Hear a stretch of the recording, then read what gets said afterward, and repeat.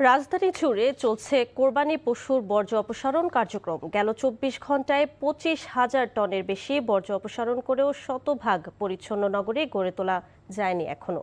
নগরীতে অনেক অলিগলিতে এখনো পড়ে আছে আবর্জনা। নাজিবুর রহমানের রিপোর্ট।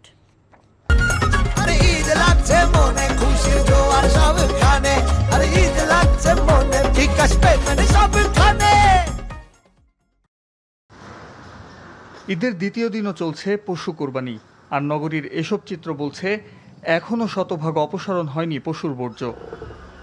ঈদের দিন দুপুর থেকে পরিচ্ছন্নতা অভিযান পরিচালনা করেও হিমশিম অবস্থা নগর প্রশাসনের। তাই তো হাজারীবাগ, মুগদা, খিলগাঁওয়ের বেশ কিছু এলাকায় পড়ে আছে পশুর বর্জ্য।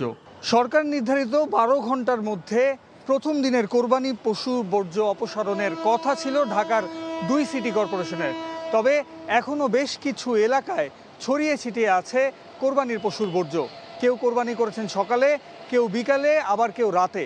এই সময়ের ভিন্নতাকেই কারণ হিসাবে দাঁড় করাচ্ছে ঢাকার ২ city corporation.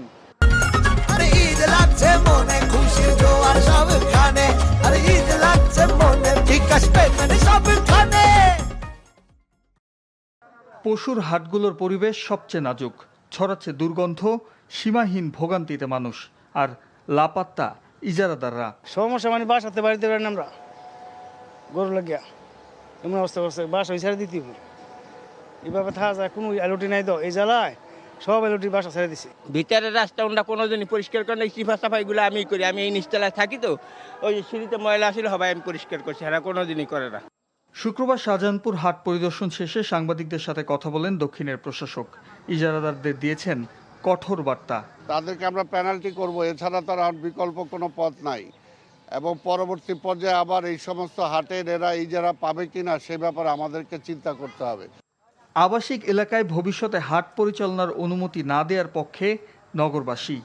Najibur Rahman, NTV news, Dhaka.